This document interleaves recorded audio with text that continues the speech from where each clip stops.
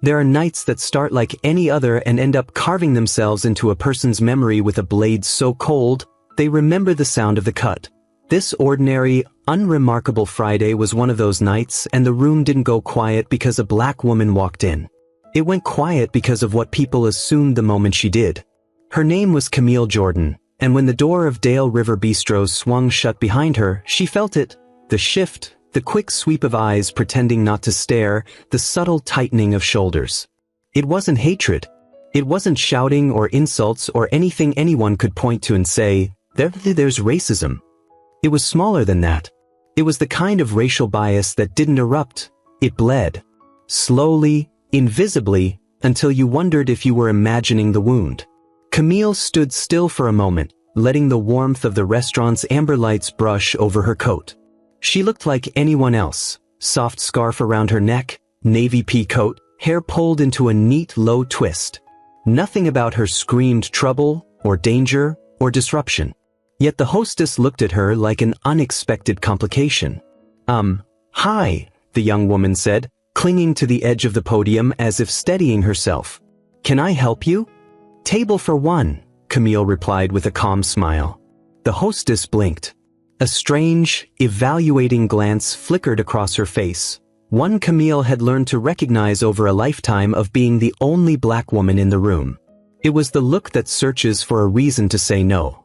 Do you have a reservation? The hostess asked. Camille looked past her. Half the dining room sat empty. No reservation, she said. Just dinner. The hostess hesitated, then gave a brittle, over-practiced smile.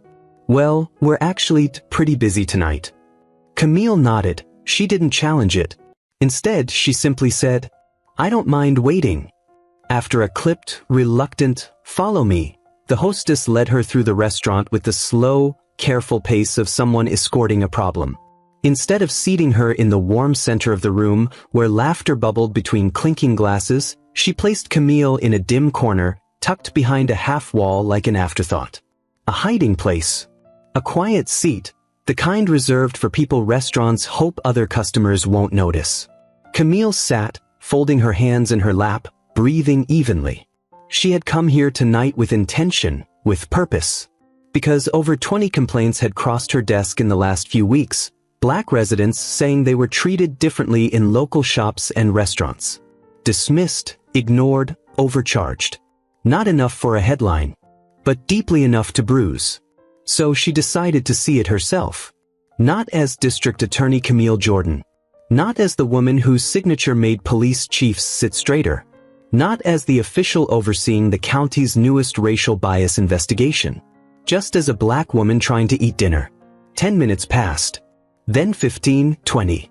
A waitress floated past her table twice, carrying drinks to a couple who'd walked in 5 minutes after Camille. The waitress avoided eye contact so deliberately it felt rehearsed. Another server glanced her way, then glanced toward the manager as if silently asking for permission to approach the table. Camille exhaled slowly. She waited.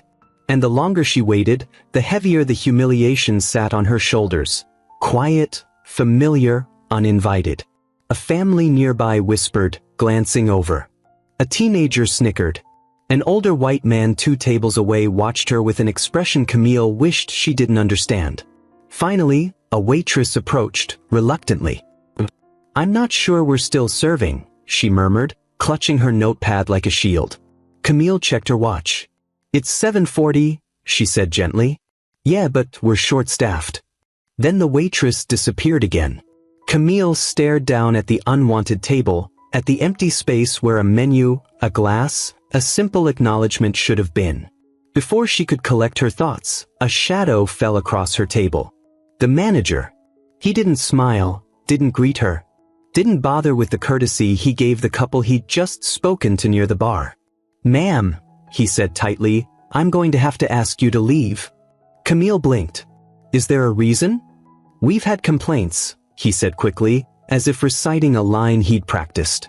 Customers are saying you're causing a disturbance. A disturbance? She repeated. She hadn't moved nor spoken loudly. She hadn't even been served. Yes, he snapped. And since you're refusing to leave peacefully, I will be calling the police. The words sank like a stone in her stomach. There was the threat used to control, the fear used to silence, the escalation no one else in the restaurant would ever face for merely existing quietly in a corner booth.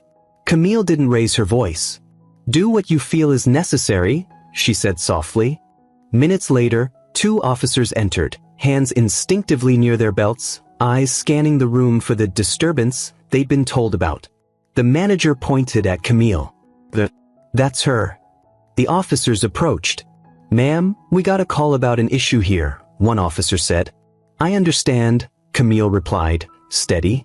The officer motioned for her to stand. "We need you to come with us." He reached for her arm, not painfully, but with the assumption that she wouldn't comply unless guided. Gasps rippled across the dining room. A few people stared. Some looked away. And an older black woman near the window pressed a trembling hand to her chest. Camille stood, allowing the officers to hold her arms, letting the humiliation wash over her like cold rain.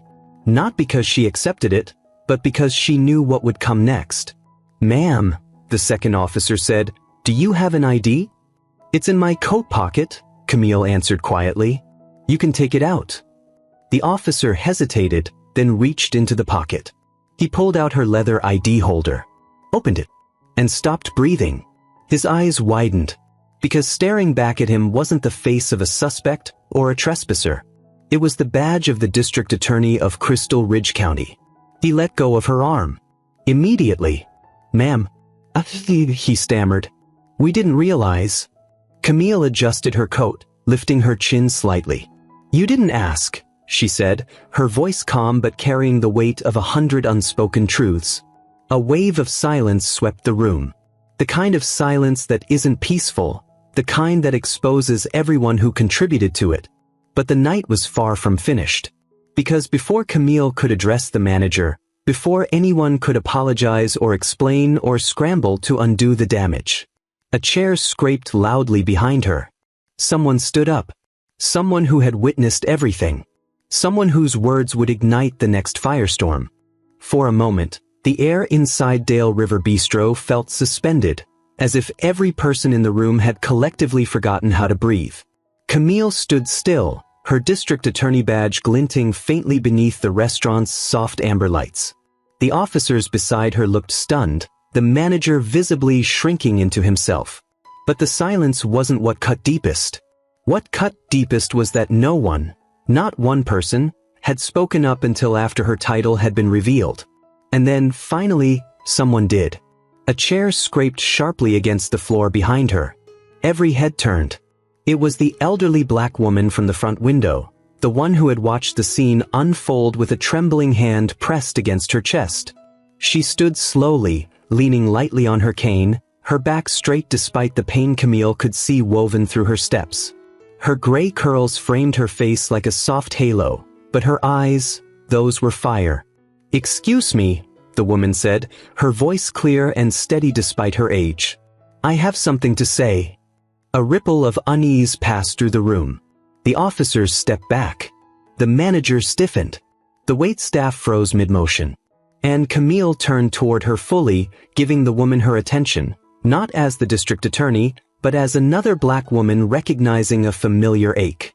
"My name is Evelyn Price," the older woman announced, addressing the room with a dignity that demanded respect.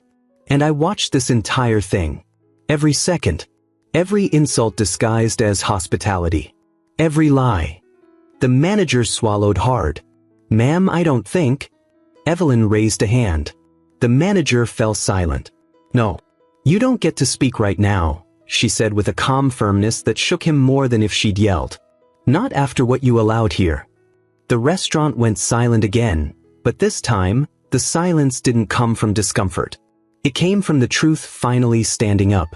Evelyn stepped forward, cane tapping against the wooden floor. "I've been coming to this restaurant for 7 years, she said, her voice carrying across the room.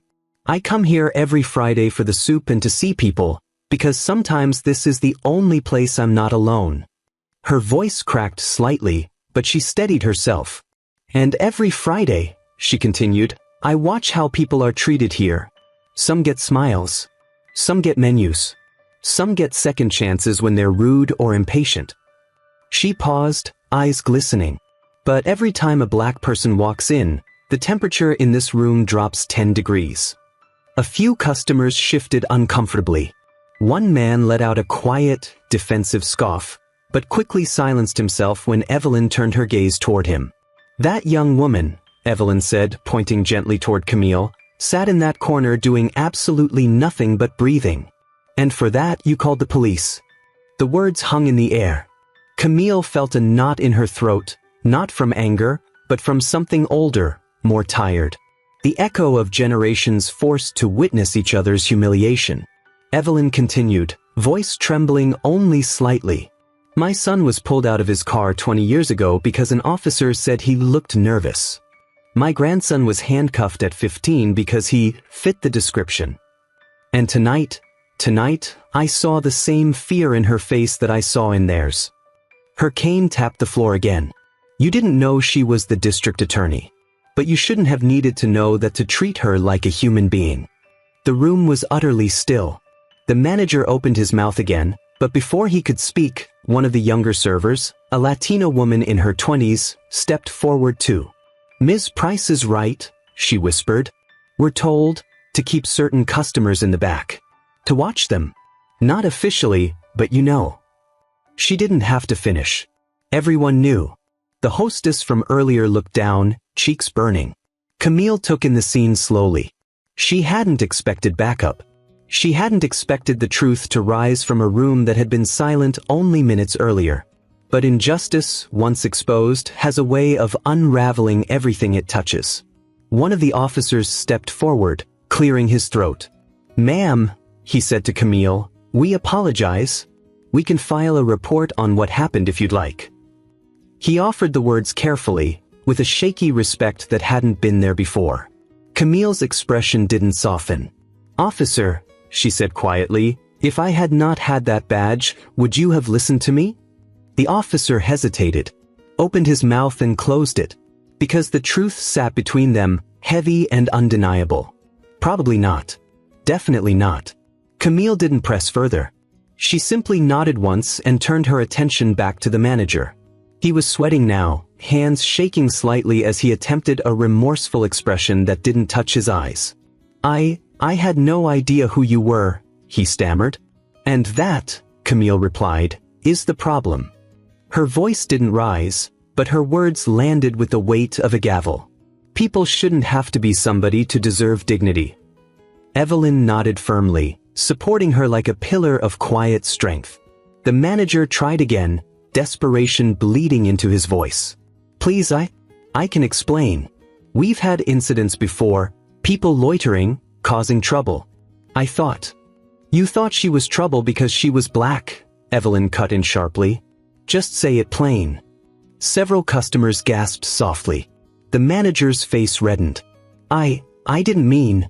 Meaning requires intention, Camille said. Bias doesn't. The words settled over the room like a heavy blanket, uncomfortable, undeniable.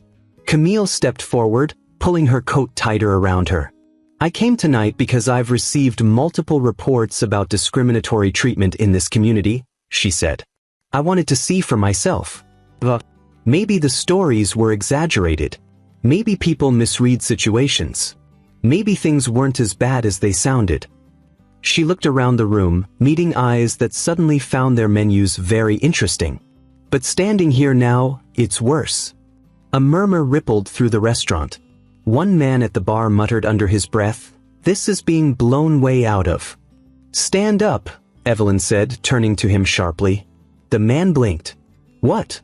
"Stand up," she repeated, fire returning to her eyes. "If you're going to dismiss what you just watched with your own eyes, at least have the courage to look her in the face and say it."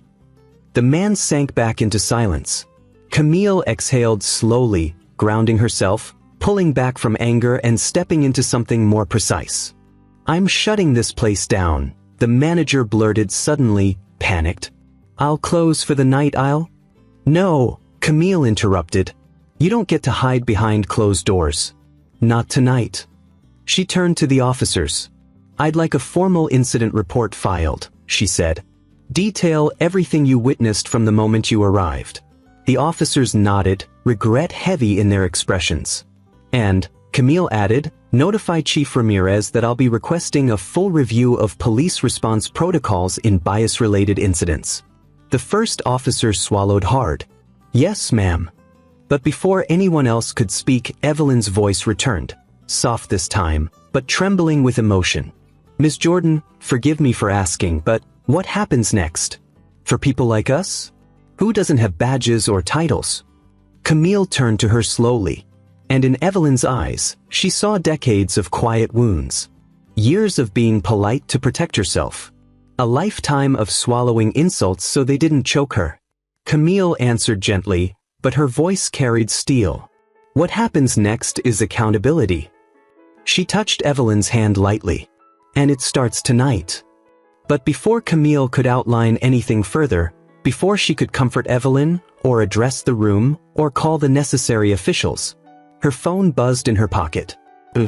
Then again. Then again. 3 rapid alerts. She pulled it out, glanced at the screen, and her blood ran cold. A breaking news notification. A headline flashing across multiple outlets. And in bold letters, Dale River Bistro incident. Video goes viral. Public outrage erupts. Camille's stomach dropped. Someone had filmed the entire thing. And the world had already seen it. The notification glowing on Camille's phone screen felt like a spark dropped into gasoline. The moment she read the headline, Dale River Bistro incident. Video goes viral. Public outrage erupts. Something inside her shifted. It wasn't fear. It was the undeniable awareness that this moment was no longer contained within 4 walls. The entire country was now inside that restaurant with her. Evelyn saw Camille's expression change. What is it, dear? She asked softly. Camille didn't speak right away. She turned the screen so Evelyn could see.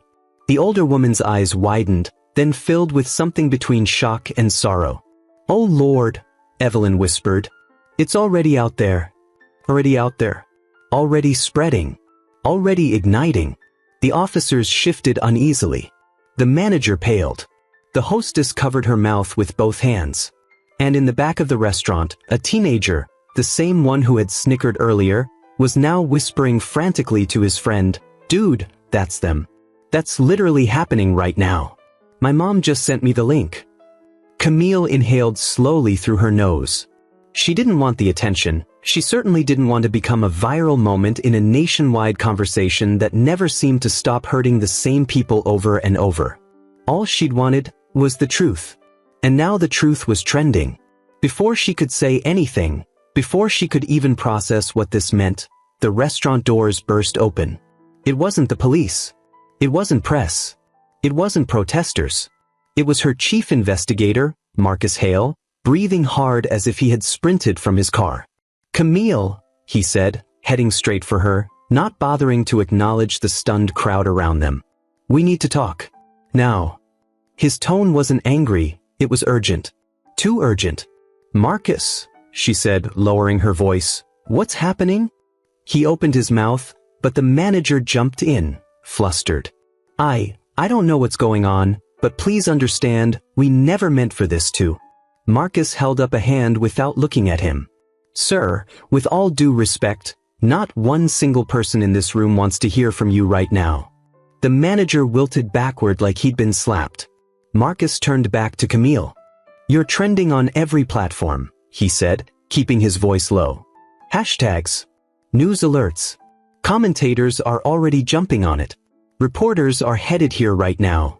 Camille exhaled sharply. So it's that big already? No, Marcus said. It's bigger than big. He stepped closer, lowering his voice even more. And that's not the only problem.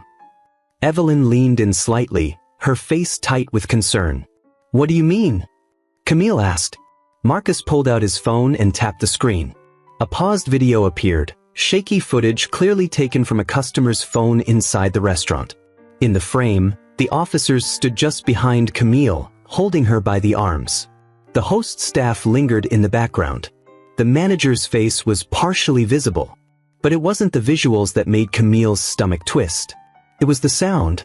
The voice, the voice of the teenage boy, muttering something under his breath after the manager threatened to call the police. Marcus hit play. In the video, the boy whispered, "Man, she's not even doing anything. They always do this to black people here." Then his friend whispered back, "Yeah, but if she mouths off or something, that's on her. You can't act like that in public." And then the moment, captured forever. Camille being physically lifted from her seat. The restaurant going silent. Someone muttering, "Here we go again." Marcus paused the clip. Evelyn's jaw tightened. Camille closed her eyes for a moment. Not because the video upset her, she'd lived versions of that moment before. But because she knew exactly how videos like this spread. Stripped of nuance, cut into pieces, weaponized by people who didn't care to understand. "Marcus," Camille said quietly, "tell me the rest." He glanced toward the entrance, as if expecting reporters to burst in. "It's not just the video," he said. "Someone leaked that you were dining undercover to investigate bias complaints." Camille stiffened. Her eyes snapped open. "Leaked it? Who would?" "We don't know yet." Marcus cut her off. "But the leak makes it look like you set the restaurant up, as if this entire thing was orchestrated." "That's a lie," Evelyn said sharply, her cane tapping the ground. She sat there for nearly 30 minutes without service. This was no setup. "I know that," Marcus said, "but perception is reality online. And right now, half the country is praising you for exposing discrimination, and the other half is accusing you of abusing your position." He took a breath. "Threats are already pouring into the DA's office." Camille blinked, stunned into stillness. "Threats? Already? I haven't even left the restaurant," she whispered. "Exactly," Marcus said. "And the county board wants a meeting tonight." The weight of the moment pressed into Camille's chest. Not panic. Not fear but responsibility. She steadied herself. "Evelyn," she said gently, turning to the older woman, "thank you. For speaking up. For your honesty. For your strength." Evelyn shook her head, sadness clouding her face. "I shouldn't have had to," she whispered. "It shouldn't take a badge for the truth to matter." Camille reached out, touching her hand. "Tonight was wrong," she said. "But we're not done. I need you to stay safe. The rest, let me handle." Evelyn nodded, though her eyes were still glossy with emotion.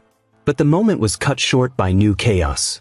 Outside, beyond the restaurant windows, voices were rising. A swell of people moving toward the doors. Marcus looked out the window and cursed under his breath. "Reporters?" Camille asked. "No," Marcus said.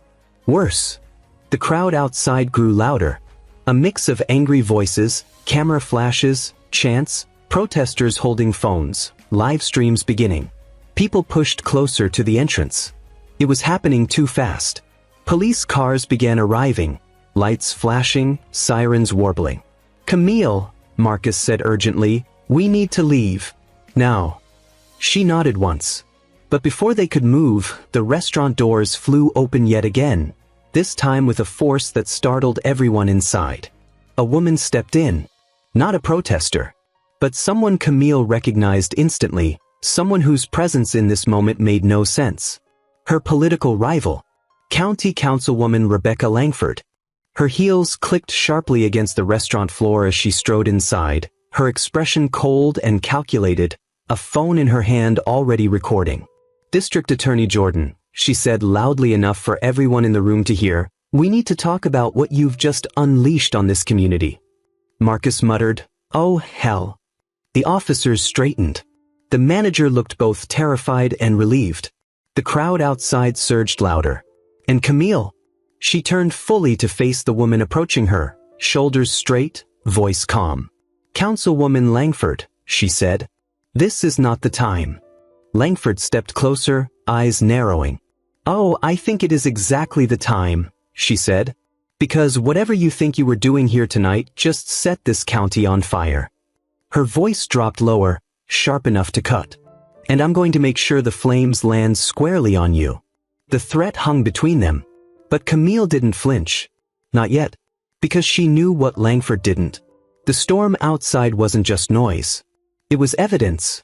And evidence always leads somewhere, even if you're not ready for what you find. The moment Councilwoman Langford squared her shoulders at Camille, the restaurant seemed to shrink around them. Every conversation, every breath, every heartbeat in the room bent toward the tension crackling between the two women. Outside, the crowd surged, voices blending into a storm of anger, support, confusion, and disbelief. The restaurant's front windows trembled under the press of camera flashes and people demanding answers. "Let's go," Marcus whispered to Camille, "before this becomes a circus." But Camille didn't move. She wasn't running from this moment. Not tonight. Not after everything. She turned fully to face Langford, whose lips curled into a sharp, pleased smile, as if she believed she had already won. "Councilwoman," Camille said evenly, "I understand you're upset. But we will not have this conversation here." "Oh, I think we will," Langford replied, lifting her phone slightly so it captured Camille's face. "You've just created a public safety crisis with your little undercover stunt. And I intend to hold you accountable." Marcus took a step forward, but Camille placed a gentle hand on his arm. "No," she said softly. "Let her speak." Langford seized the opening. "You've divided this county," she continued. "Businesses are panicking. People are angry. Protests are forming outside your office as we speak. And now," she waved her phone toward the window, "now you've dragged our community into the national spotlight. You've embarrassed this county." Camille inhaled slowly, letting the silence that followed fill the room. Then she asked in a calm, measured tone, "Embarrassed us or exposed us?" Langford blinked. The shift caught her off guard.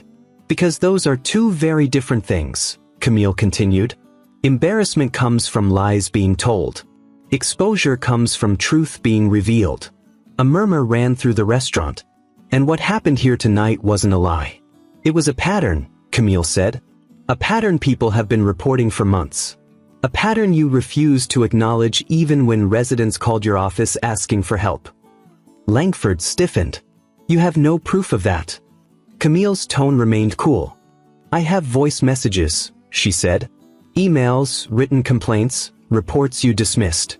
People you ignored, entire families who reached out because they were desperate for protection from discrimination, and you buried their stories." Gasps erupted across the room. The manager sank against the wall, face ashen. The officers exchanged glances. Evelyn pressed a trembling hand over her mouth. Langford stepped back, eyes flashing. "You're bluffing," she snapped. Marcus reached into his coat, withdrawing a folder thick with printed documents. "Want a bet?" he said. Langford paled. But Camille wasn't done. "Councilwoman," she said, "you came into this restaurant with a camera, hoping to catch me scrambling. You came to accuse me of stirring chaos." She took one slow step forward. "But you didn't come here to ask why the chaos exists in the first place." A hum of agreement rose from the crowd outside, filtering through the glass. "You didn't come here to ask why so many residents, especially black residents, are afraid of places like this," Camille added. "You didn't come here to ask why calling the police on a quiet black woman eating dinner leads to humiliation and fear." Langford's jaw tightened. Camille's voice dropped, steady as stone. "You didn't come here for justice. You came here for optics." The words landed like a hammer. For the first time, Langford seemed unsure. Camille turned, addressing the entire restaurant. "Everyone saw what happened here tonight," she said.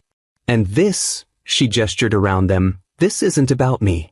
This isn't even about this restaurant alone. This is about a deeper sickness in our community. One that doesn't heal by ignoring it." Evelyn's eyes welled with tears.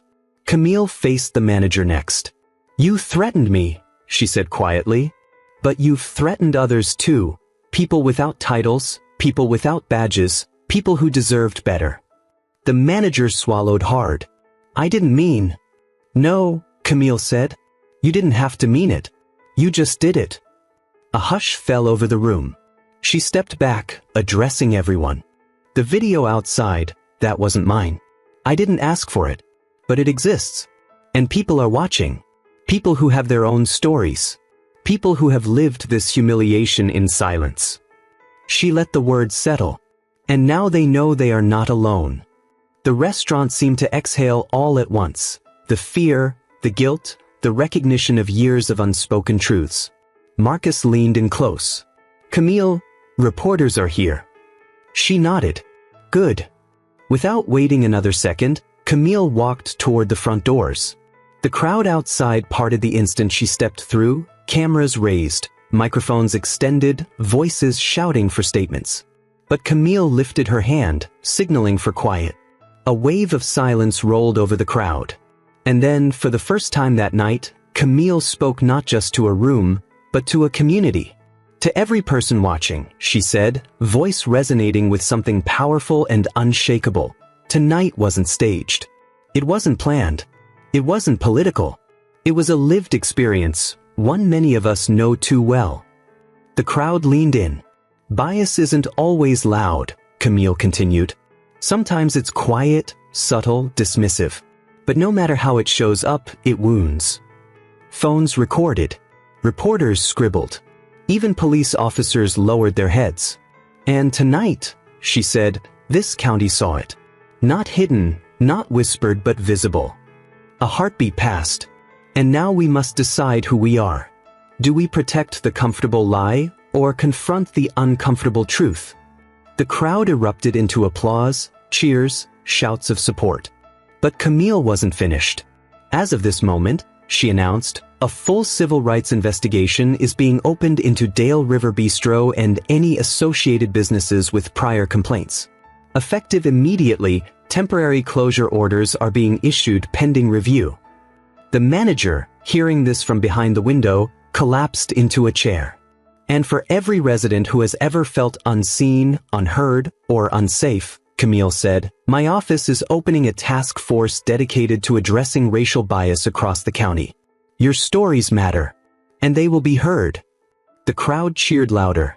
Evelyn stepped outside, tears rolling freely down her cheeks, pride swelling in her frail chest. "Justice," she whispered. "Finally." But the true shock came next. As Camille turned to leave, one of the teenage boys, the one who had filmed the incident, pushed his way through the crowd. He stood in front of her, hands trembling. "I'm sorry," he said, voice cracking. "I didn't know. I didn't understand. But I do now. And I'll never stay silent again." Camille placed a gentle hand on his shoulder. "Then tonight wasn't wasted," she said. A single tear slipped down his cheek. And with that, the storm began to settle. Justice served in real time. Truth undeniable. Change set into motion. And for the first time that night, Camille let herself breathe. If any part of this hit home, don't just click away. Hit like, speak your truth in the comments, and subscribe to more real stories. The kind that challenge, confront, and connect us, can rise to the surface. Your interaction isn't just support for this channel. It's a signal that these conversations deserve space.